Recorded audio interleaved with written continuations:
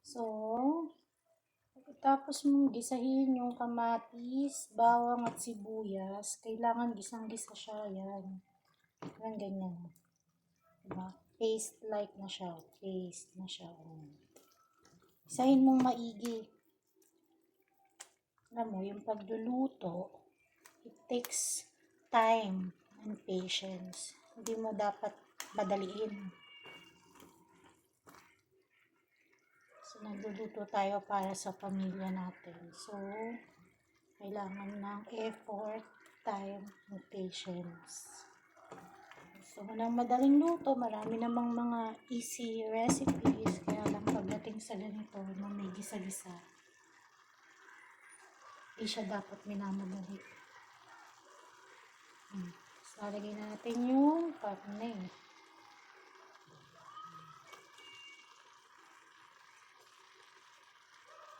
Lalagay na yung baboy.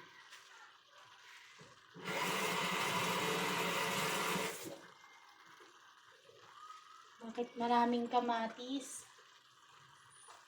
Siyempre, kinamatisan nga eh. Yan yung magbibigay ng asim dun sa sabaw natin mamaya. Gigisa mo lang siyang maigi. Yan. Tapos, mahilig ako mag-layer ng pepper. Pero nag-salt na ako kanina eh. Kaya, ang ilalagay ko na after itong pepper ay patis.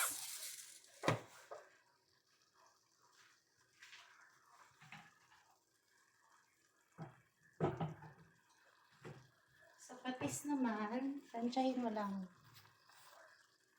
Tansyahin nyo lang guys. Siguro mga 2 to 3 tablespoon ng patis. 2, 3. Add ka na lang ng salt mamaya pag matabang. Tingin ko dagdagan ko pa na isa. So, 3 tablespoon ng patis yan. And then, diretso ka lang sa paggisa hanggang sa medyo ma-sear mo ng maayos yung karne.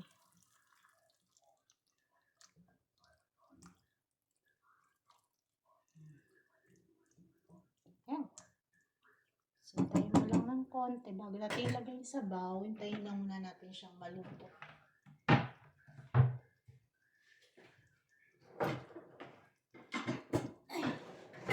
Siyempre, hindi naman lulutuin ng malambot na kasi magsasabaw ka pa. Kailangan lumasa yung sabaw. Medyo gisahin mo lang siya. Siguro mga 5 minutes. 5 to 10 minutes. Mga ganun. Then, babalikan na lang natin yan mamaya. Okay, so after 5 minutes, tingnan na natin. Yes, guys. Okay, I'm videoing.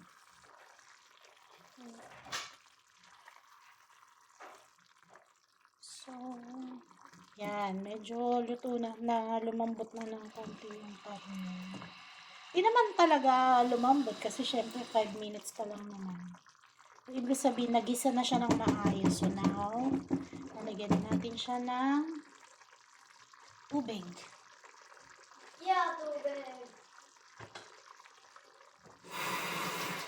Halika dito, baby. Help mo sa mami. Tapos kung kasama niyo yung anak niyo, tusan niyo na rin sila tumulong sa inyo. Hindi sila kakain lang, di ba? Tubig. Bakit? Ano niluluto? Kinamatisan. Mga dalawang... Mama, why are you using tap water? Why? Lulutuin naman yan, tsaka kukuluyan. Ano ka ba? Tagal ko na kayong nilagluluto ng tap water lang ginagamit ko. Di naman kayo nagkakasakit. Hell no. OA. Huwag kang OA, anak ha. Hindi mo yan ikamamatay, be. Alam mo, filtered na yung tap water. Hindi nga. Mm. So, Ibang mga bata nga, hindi nga sila nakakapag-mineral water. Kasi ikaw, magluluto lang. Gusto mo mineral water pa. Diba, guys? Tapos, pakukuluan lang natin yan. Pag kumukulo na, syempre, titingnan natin kung lumambot na yung karne. Yeah.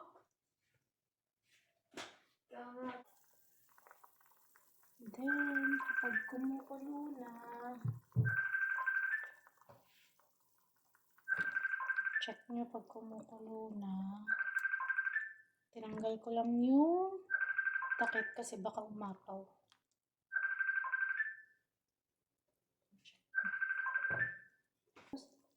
Lalagay din tayo ng isang piraso ng pork cubes. Isang piraso muna. Tingnan natin mamaya kung kailangan pa. Pero hindi naman kasi maraming sabaw. So, I think isang piraso is enough. Sintayin na natin lumambot yung baboy bago natin ilalagay yung gulay. Ang gulay na gamit ko ay bok choy. Pechay o bok choy, pwede naman.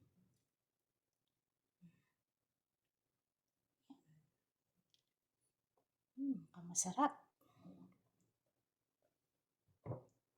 Cover lang natin para mabilis lumambot. Pero hindi ko siya i-cover ng buo kasi baka umapaw.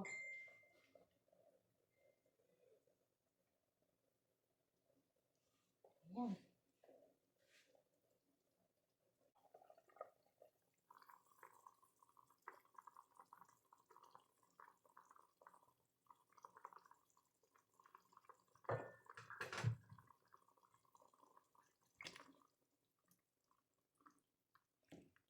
Tapos, from time to time, syempre, check nyo din yung niluluto nyo. Check natin. Tigas pa siya. Tigas pa yung karne.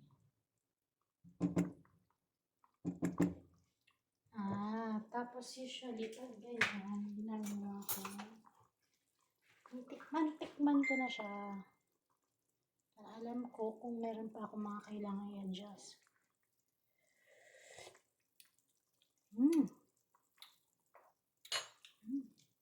Malinamnam.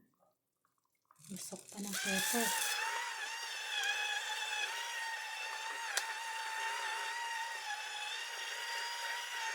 Tsaka, alam nyo, pag luto talaga, lutong bahay talaga, hindi mo naman talaga siya matatansya eh. I mean, wala talaga siyang sukat. Ngari sinabi mo 2 tablespoon. Nasa iyo talaga yan, nasa panlasa talaga na nagluluto yan eh. Yung mga, hindi siya kagaya ng baking na precise yung measurement. So, trust your instinct, guys.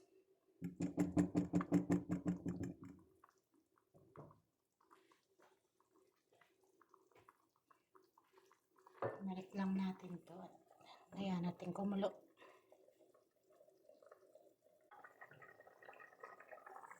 Okay. After mga 20 minutes, check na ulit natin.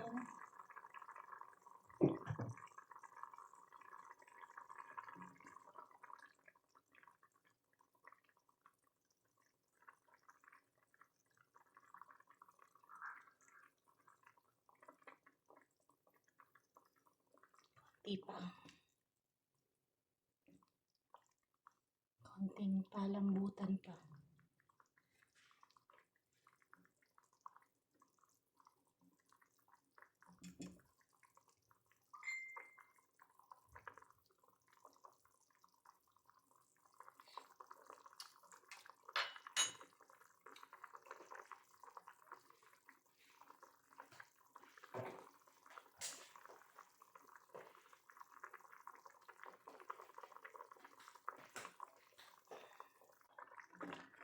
After mga 35 minutes na pakuluan, lumambot na siya. Tapos yung sauce niya medyo nag-reduce na.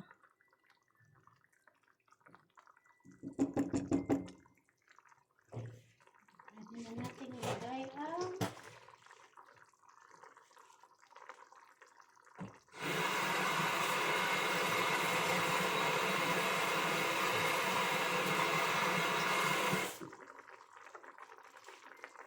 pechay in.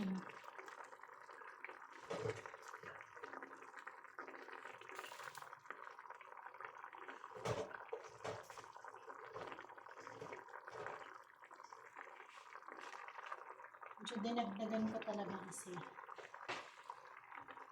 Ang asawa ko mahilig sa pechay. Mahilig siya sa gulay. Tapos, cover lang natin. Tayo natin kumulo. Lumambot yung pechay.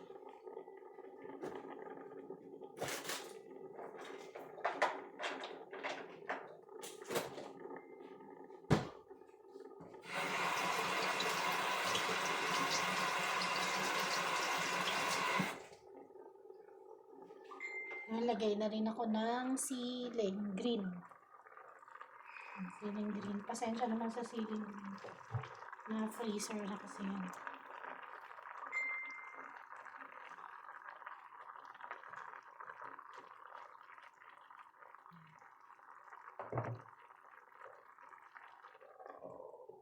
Kaya natin kumulo.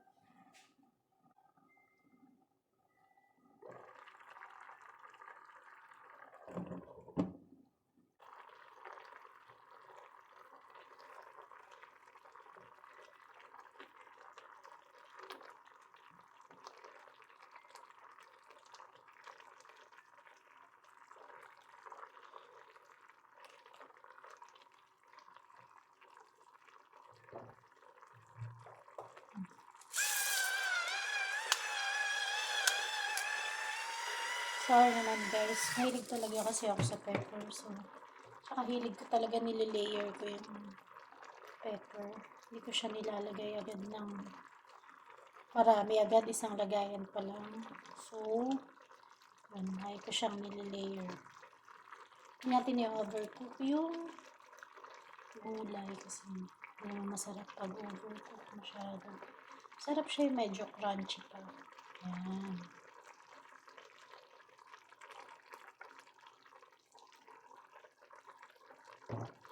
Natin.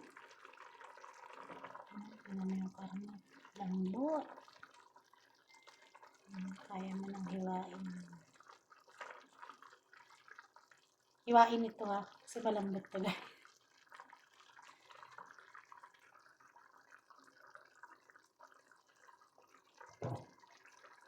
Okay. Sarap.